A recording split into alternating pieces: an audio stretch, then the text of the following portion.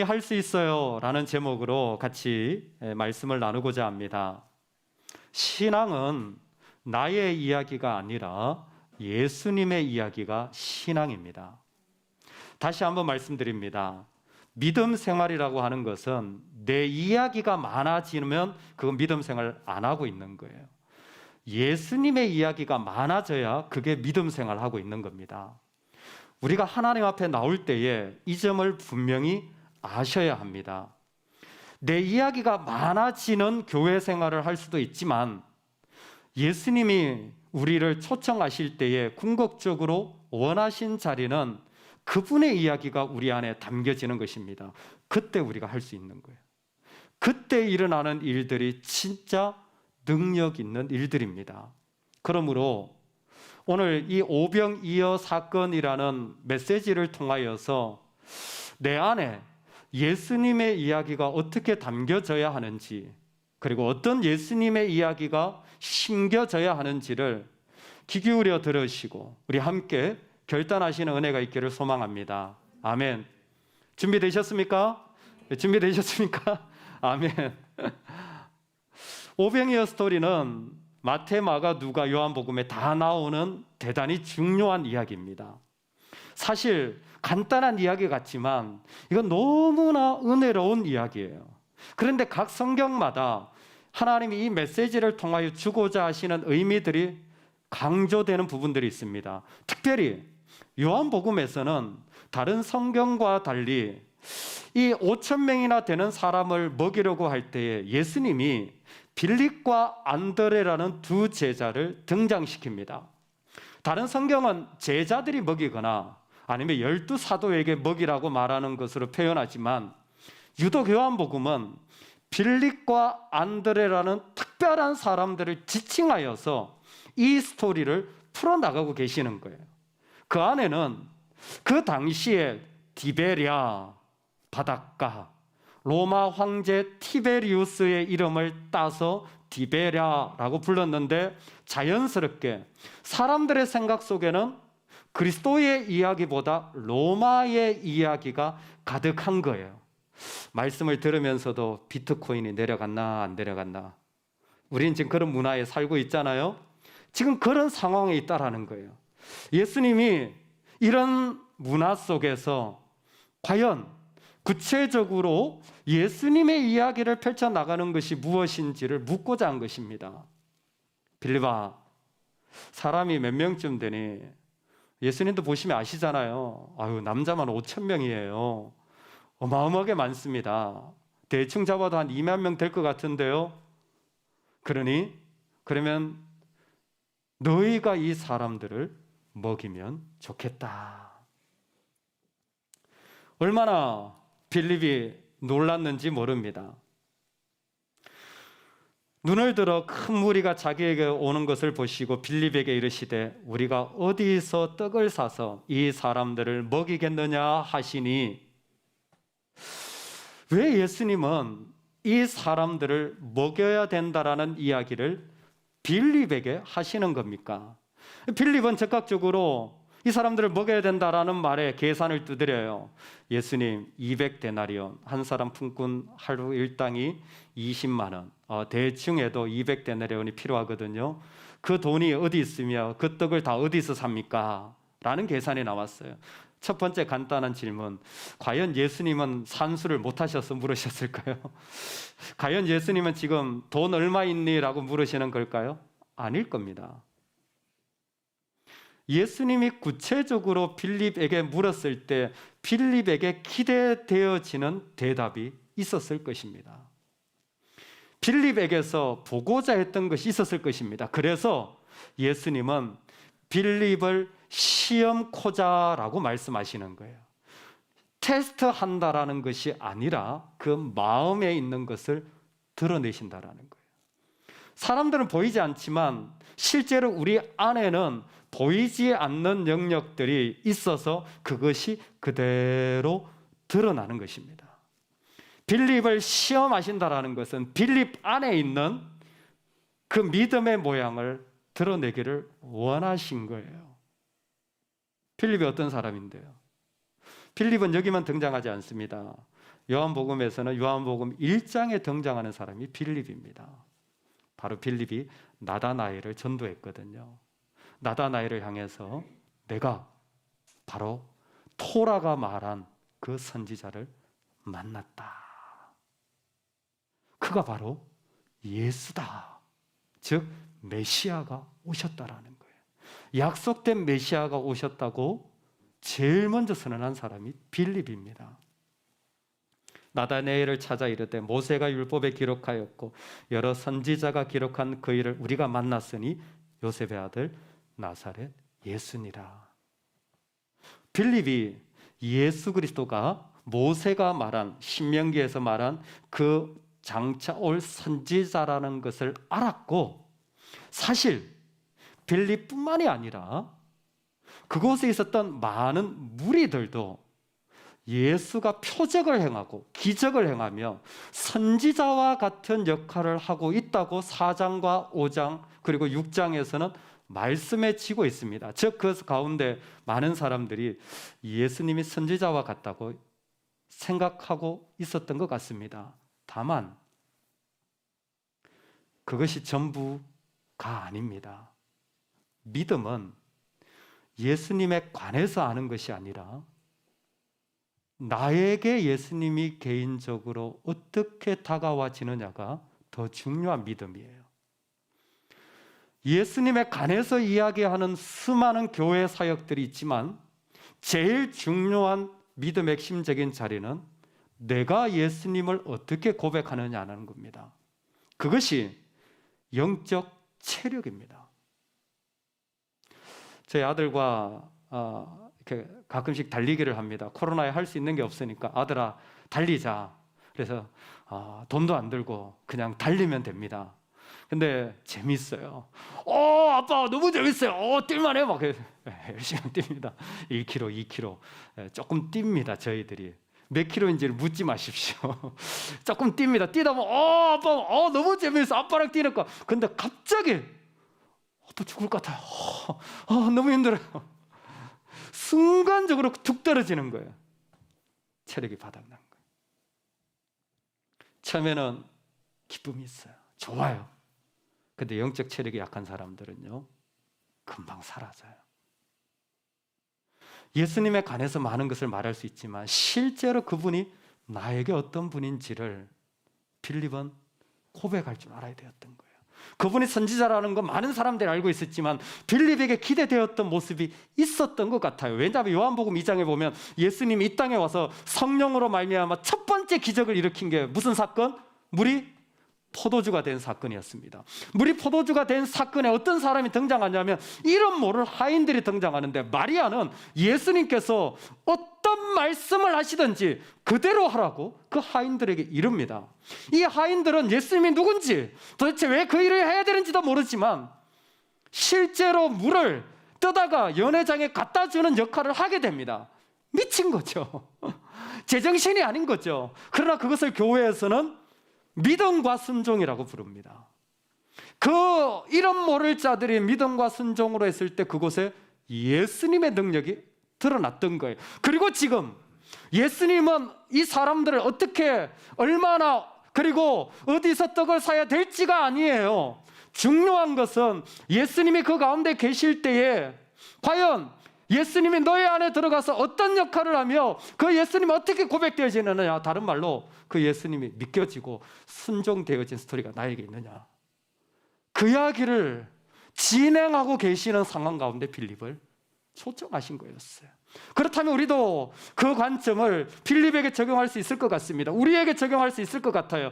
예수님이 어디에서 태어났고 교회가 어떻게 굴러가고 우리가 어떤 사역을 하고는 얼마든지 얘기할 수 있어요. 그러나 한 사람이 예수님께 돌아올 때는 스피릿 교회 가요, 풍동 몇 번지에 있고요, 전화번호 몇 번에, 그래서 예수님께 돌아오지 않아요. 한 사람이 예수님께 돌아오는 건요, 나에게 임한 주님을 함께 나눌 때예요. 그건 여러분들이 저보다 낫습니다. 그건 여러분들이 여러분의 자리에서 하나님이 하실 수 있는 유일한 통로예요. 가족끼리 복음에 대해서 밤늦게까지 나눴습니다. 이런저런 복음에 대한 이야기를 하는데 제 아내가 옆에서 요즘 하나님이 이런 분이라는 거예요. 본인이 만나는 하나님은 마치 의사가 수술하는 그런 것 같은 역사를 일으키시는 분이라는 거예요. 내가 아픈데 내가 나를 치료하려고 하는데 치료가 안 되는 거예요. 점점 더 아파지는 거예요. 힘들어지는 거예요. 근데 뭐예요? 의사 선생님이 와가지고 그 아픈 것을 딱 잘라가지고 수술을 하면 그 부분이 어디 갔냐는 듯이 싹 사라진다는 거예요. 하나님이 살아계셔서 우리한테 실제로 그러신다라는 거예요. 저는 옆에서 아내를 보면서 아내가 왜 그 이야기를 하고 있는지, 그 모습이 실제로 어떻게 이루어지는지를 느끼고 참 그게 와닿더라고요. 왜? 본인이 그러고 있으니까. 나로 할 수 없는 것을 하나님이 오셔서 바꾸실 때 완전히 새로운 마음을 주시는, 완전히 새로운 것을 주시는 하나님을 경험하고 있기 때문입니다. 빌립아, 너하고 나 사이는 그런 사이가 돼야 돼. 나의 이야기가 너에게 들려서 그것이 너에게 아멘이 되어져 가는 자리를 원하지, 내가 너한테 200데나리온 요구한 게 아니야. 우리에게 있어서 정말 필요한 자리는 예수님에 관해서 아는 것이 아니라 그분이 나에게 말씀하신 것을 부여잡고 내 영혼이 예수님 쪽으로, 할렐루야, 예수님 방향으로, 할렐루야, 내가 예수님을 향하여서 섰던 자리가 예수님이 기대한 자리예요. 그래서 이 빌립이 이야기한 자리에 누가 소개되냐면 안드레가 소개돼요. 이 안드레가 참 재미있는 인물입니다. 여러분, 안드레가 누군지 아세요? 몰라도 상관없습니다. 가르쳐 드릴게요. 베드로의 형제입니다. 그러나 사실은 제일 먼저 예수님을 만난 제자예요. 안드레가 먼저 예수님을 만나고 자기의 형제인 베드로를 초청했어요. 베드로가 보통 사람이 아닙니다. 이 사람이 열정적인 사람이에요. 보통 열망이 있는 게 아니에요. 여러분 그거 아세요? 안드레는 별로 성경에 등장을 안 해. 이제 이 이야기 이후에 거의 보여지지 않아요. 한 사람이 막 앞에서 막 설레발을 치고 막 열심히 하고 막 최대한 다 하면요, 뒤에서 조용히 한 사람은요 다 가려져요. 보이지도 않아요. 안드레는 그걸 알아요. 왜? 형제지간이니까. 어릴 때부터 베드로라는 사람이 어떻게 살아갔는지, 이 사람이 열받으면 칼이라도 뽑을 사람이라는 걸 어릴 때부터 다 봐온 사람이에요. 그런데 뭐예요? 베드로가 오면 내 자리는 없어져요. 나는 가려져요. 나는 그게 드러나지도 않을 것 같다라는 걸 알지만 이 사람은 이상하게 예수님 날 불렀으니까 내가 예수님 따라가야지, 내가 메시아를 만났는데, 이런 게 아니라 자기 형제 베드로를 데리고 와서 이분이 메시아라고 소개를 하여 주님의 제자가 되게 한 인물이에요. 그 인물이 여기 등장한 겁니다. 앞으로 그렇게 예수님을 따라갈 그 인물이 여기에 등장하는 거예요. 어떻게 등장합니까? 예수님, 제가 생각해도요, 이건 좀 무리인 것 같습니다. 2만 명이 앉아 있어요. 그런데 안드레는 또 다른 부분이 있었어요. 예수님을 향하는 자리가 있었던 것 같습니다. 도시락 하나를 예수님이 가져온 거예요. 도시락 하나를 가져온 거예요. 세상에 사람 2만 명이 있는데 도시락 2,000개도 아니고 200개도 아니고 도시락 한 개를 무슨 의미가 있습니까? 도시락 한 개가 도대체 이 2만 명을 어떻게 감당한다라는 겁니까? 아마 도시락 한 개를 들고 우리는 도무지 이것이 이 사람들을 먹일 이유를 찾지 못합니다. 이 쓸모없는 그 도시락 하나가 2만 명에게 어떻게 적용되는지 우리는 도무지 답을 찾을 수가 없어요. 그런데 있잖아요, 빌립이나 안드레는 우리랑 똑같은 상황이지만 안드레에게는 뭔가 다른 것이 있었어요. 그게 뭡니까? 그 도시락을 예수님에게 가져갔다라는 거예요. 그 도시락을 예수님에게 가져갔다라는 것, 그것이 기적의 시작입니다. 그것이 우리가 이 땅에서 능력을 경험하는 순간이에요. 이 땅에 있으면서 도시락 하나밖에 어떻게 2만 명 가운데 그 아이를 만나게 되었는지, 그리고 도시락 하나를 무슨 의미를 가지고 갔는지는 잘 모르겠지만 예수님에게 가지고 간 그 모습을 통하여 일어난 사건이 뭐냐면 예수께서 이르시되 라는 주님의 말씀의 역사가 시작이 된 거예요. 예수님께로 가지고 갈 때에 주님의 역사가 시작된 거예요. 아무것도 아닌 것 같은 모습이지만 그것이 나의 예수님께 고백되어질 때 그것은 예수님께서 이르시되라는 출발점이 되어진 거예요. 쓸모없는 것 같은 모습이지만 그것이 예수님에게로 가져가지면 예수께서 이르시되 축사하시고 떡을 떼시는 그분의 역사에 포인트가 되어진 거예요. 하나님 아마 그 이야기를 빌립과 안드레를 통하여 우리에게 하고 싶으신 것 같아요. 아니 도대체 왜 이 질문을 나에게 하는 겁니까? 네가 나에 관해서 아니 그것도 괜찮아.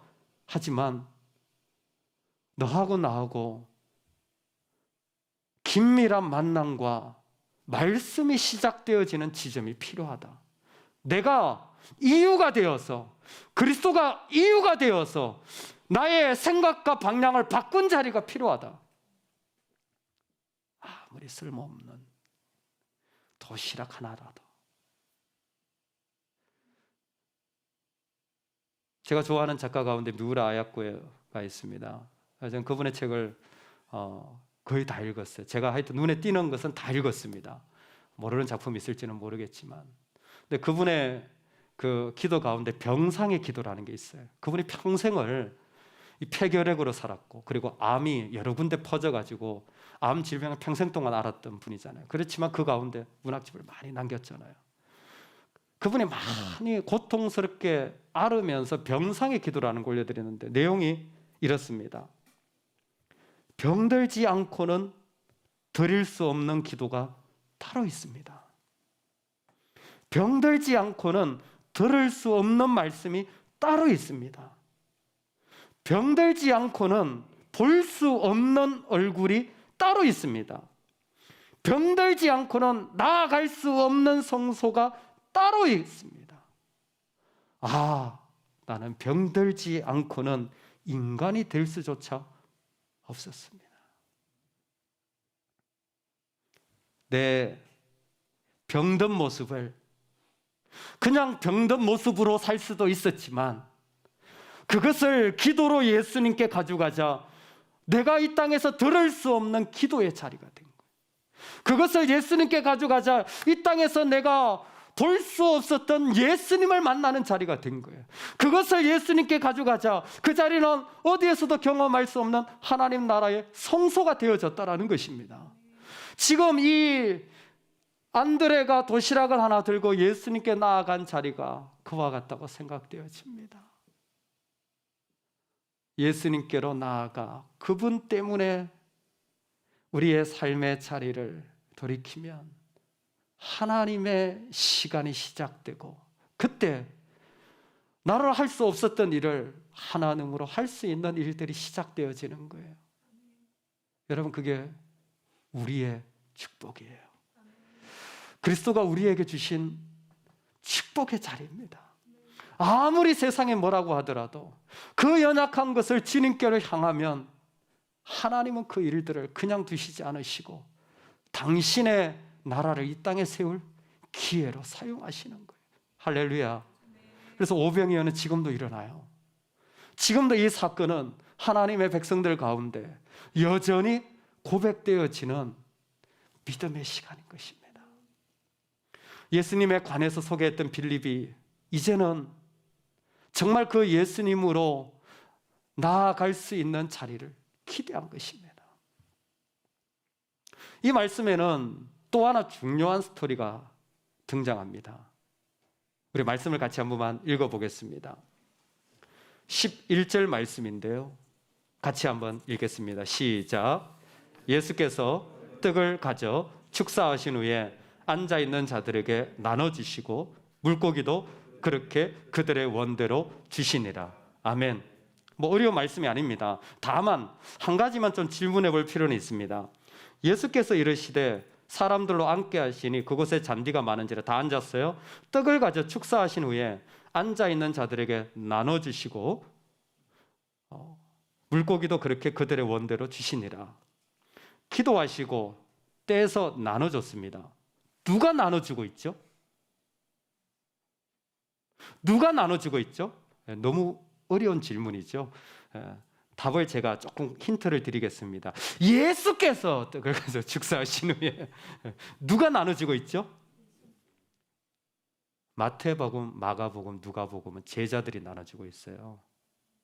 근데 요한복음은 예수님이 직접 나눠주고 계신 거예요. 실제로 직접 나눠주고 계신 것을 표현한 겁니다.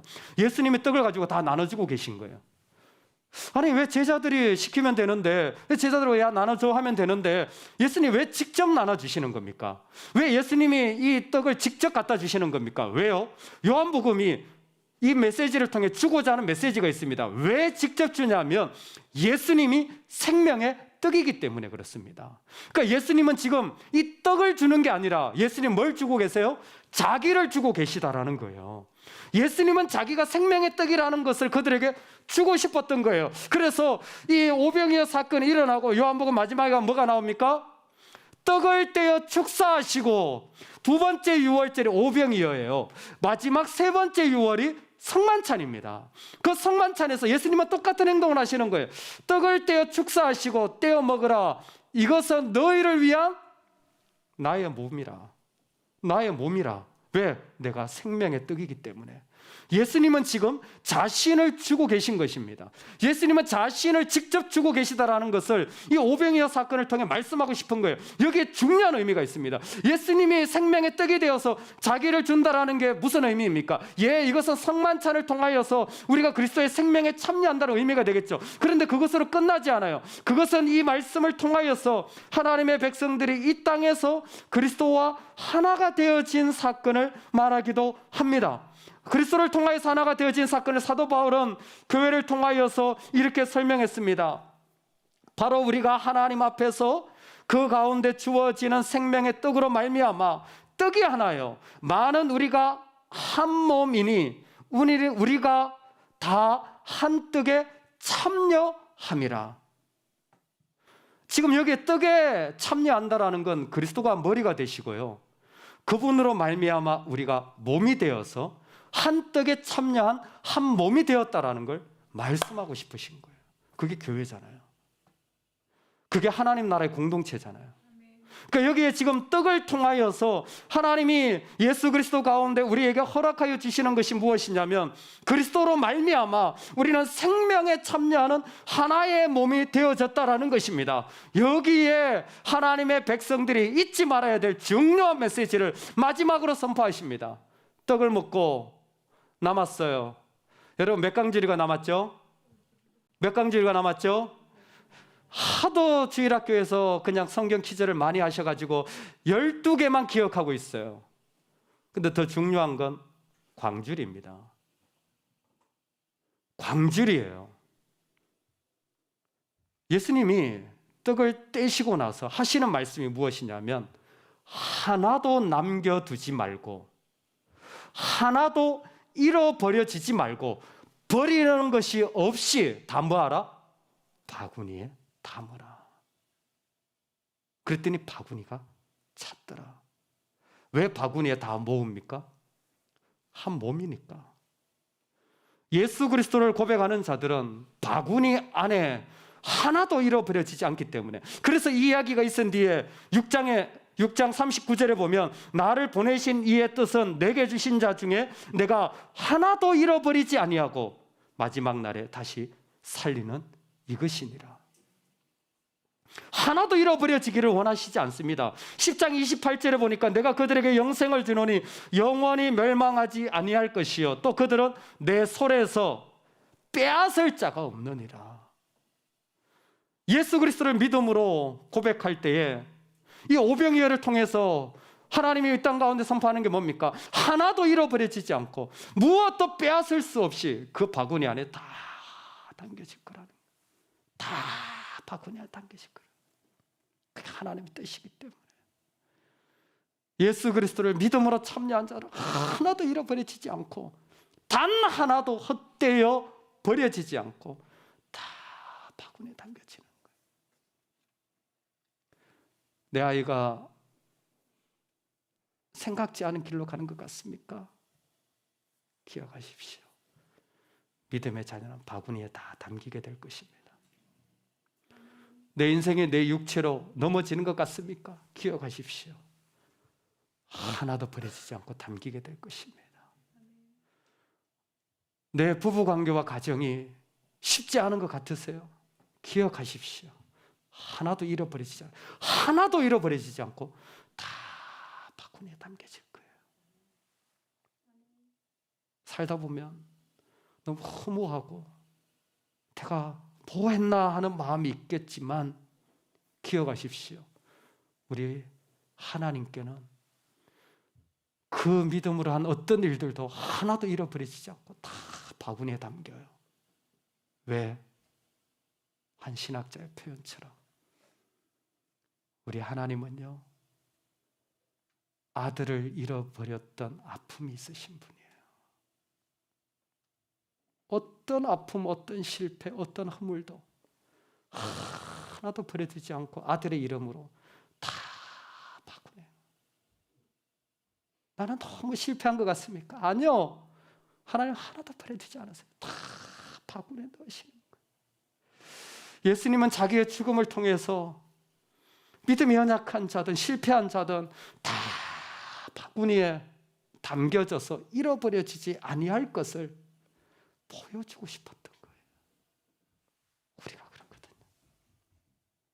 우리가 보기에는 의미 없는 것 같지만 하나님은 그곳에 어떤 하나의 행위조차도 그냥 흘려버리지 않고 다 담으시는 거예요.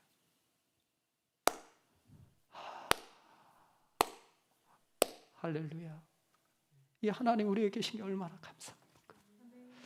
내가 생각해도 내가 쓸모가 없을 때가 많은데, 내가 생각해도 이렇게 부족한데 하나님은 이 오병이어 사건을 통하여서 예수 그리스도가 생명의 떡이 되어서 그리스도를 부여잡는 자들마다 그 가운데 놀라운 하나님의 일을 시작이 될 뿐만이 아니라 바구니에 다 담겨지는 은혜를 경험하게 됐다는 거예요.